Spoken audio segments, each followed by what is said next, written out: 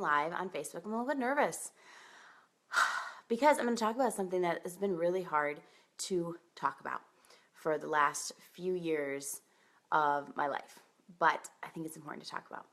So, I'll get started here in just a second. Thank you for watching this, and I hope it helps you because there's a lot of people who are struggling with anxiety. And anything that I've learned from sharing this is that, wow, a lot of people are struggling with the same thing I am, even though I felt so alone. So let me get started here. This all started after I had kids. I have 2 kids, and after my second was born, it was really hard to function, and my doctor said, oh, you have postpartum depression. And I asked tons of questions like, what does that mean? Like, is there a screening? Like, how do I get rid of it? And it just seemed like there were no answers for it. At that time, it just seemed like a lot of things were pointless. It was really hard to be happy or looking forward to anything in the future. I just wanted to isolate. And it hurt. You couldn't sleep. You felt like trapped. And so I started taking medication that was putting more serotonin into my body. And it helped. It helped me function. I definitely felt just more like, right here versus here, where you have more emotions, more extreme one way or another. But so I did that for a while. And I tried to go off here and there, and I'd fail each time. I'd end up a mess again and unable to function, and I'd go back on. But I knew I didn't want to spend the rest of my life reliant on a pill because I'm not good at taking pills, and medication that's just a whole nother topic. We don't want to always have to rely on medication. There are some situations, I get it, where like that's just the way you're born and it's going to help, but a lot of times you don't need it. So anyways, I recently went to get a new doctor, and I had to do the whole physical thing, and we were going through medication, so I had to tell her, and she just looked at me like, for postpartum? And I said, yeah. And she said, how old is your son? And I said, he's like 2.5. And she said, well, that shouldn't be happening anymore. Like, she was just kind of like really frank about it, and like, yeah, let's take you over to see a counselor, therapist, whatever you want to call it, because we need to explore this more. Like, I don't think you should be on that medication anymore, which I appreciate her doing that. So I went and saw this counselor, and she had me take a depression screening and an anxiety screening, 2 different ones. And it became clear as day. Everything on the depression was like, oh my God, no, I don't want to hurt myself. No. Anxiety, yes. Questions like, is it hard to sleep sometimes because there's thoughts racing through your head? Do you feel a lot of pressure? So I was like, okay, this is an anxiety issue. So that became really clear that I think it started as postpartum. I mean, gosh, there's not a clear black or white on this kind of issue, whether you have depression or anxiety. Like, it's a whole bunch of factors, chemicals and external environment. But that helped me to know, okay, this is anxiety. And I feel like anxiety is something I can work myself through. So here's the thing. Whenever I go on a trip, I really forget to take my medication. So the past times I went off, I'd been like in Mexico on a vacation or something like that. And it's like, oh, I forgot. I guess I'll stop taking it. And stay that way. And so I was in Nashville on a trip and stopped taking my medication. And I was like, okay, this time I'm going to try again. And what has really helped this time is I started reading this book, Leaders Eat Last. It's a great book. Yes, so much about leadership and creating environments where people feel safe and productive and can give things their all and be themselves and not feel this constant like sense of worry. But he breaks down the chemicals that happen in our brain. There's 4 happy chemicals: endorphins, dopamine, serotonin, and oxytocin. And I was like, serotonin? And I looked at my bottle, I'm like, that's what I'm taking. So really quick, endorphins are what you get from like taking action.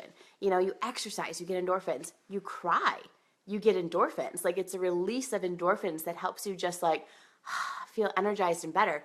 Dopamine is something that you would get from like being productive. When you get a whole bunch done at work, or you crank, or you get your house all clean, you're like, yes, that's dopamine. Serotonin think of it as the leadership chemical, and you get this from connection, like a true connection, like really being able to help someone. So as in my job at Bay Athletic Club, a health club, and in my job as a coach, like I get that a lot. But when I would feel anxiety, I just wanted to isolate and stop communicating. So I was like, okay, like I just need to run the other way when I feel like that and go truly try and help someone and make a connection and make something a little bit easier for them. Like that is a good feeling. That's what we're meant to do as human beings, is help other people and not isolate. Sure, people can really annoy us, but part of that changes, you got to change your mindset to want to help people, and then all of a sudden, like, it helps you. So that's what I just tried to do more. And then oxytocin's the love chemical. You get that from being in a really like intimate, connected relationship, like family, close friends, things like that. So I loved reading the science of it, and it helped me be able to tackle it a little bit better. So on August 12th, that's when I first shared on Facebook that I was 22 days off medication. And it's really scary because I could fail. I could end up in my bed miserable again and need it to function. You guys, I needed it to function. I needed the medication to function for a good chunk of my life, and it's okay if you're there.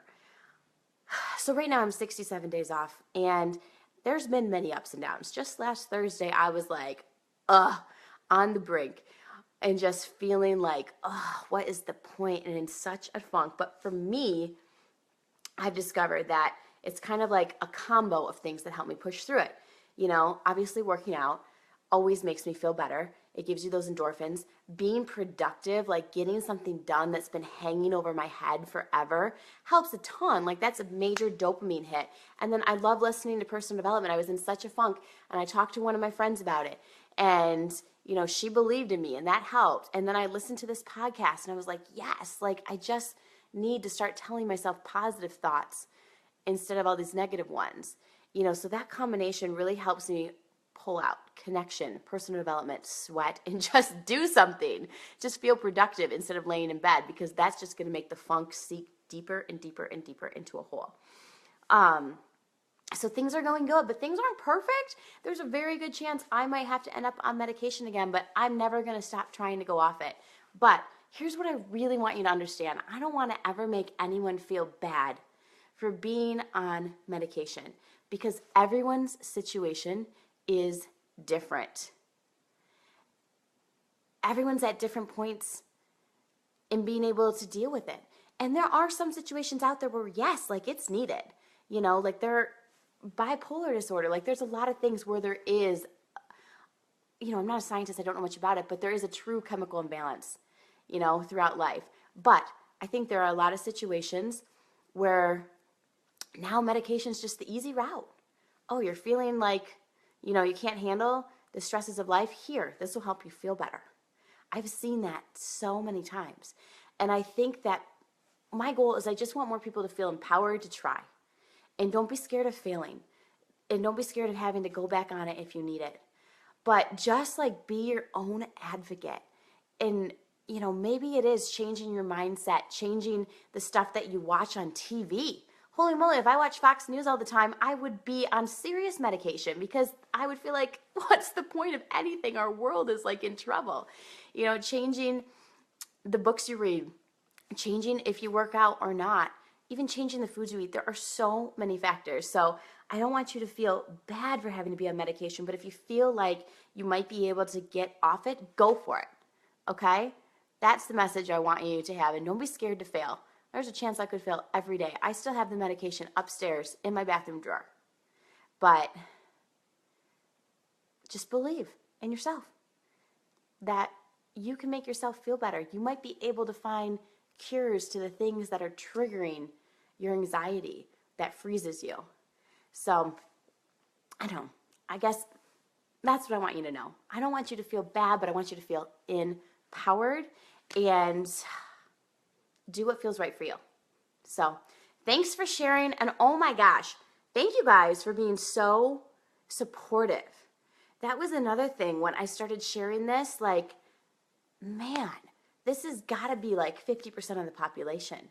There are so many people who have been there, who have been on that medication, who might need to go on it. Like, I feel like this is a 1 degree of separation issue. Like, all of us know someone or might be that someone. So let's talk about this. You know, it's okay.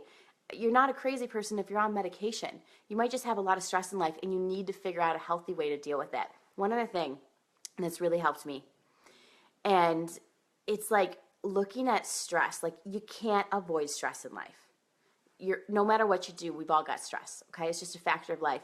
But looking at your stress, like, is this a stress that helps me or is this a stress that hurts me? Because stress helps you grow. You know, my friend and mentor Trina told me that, like, stress, you're going to have it. Like, it helps you grow. Like, you got to be kind of thankful for your stress because it's putting you under pressure and helping you achieve more. So choose, like, decide, like, is this a bad stress that is just taking me down, or is this a stress that's going to help me grow and I just need to deal with it, buckle down and push through?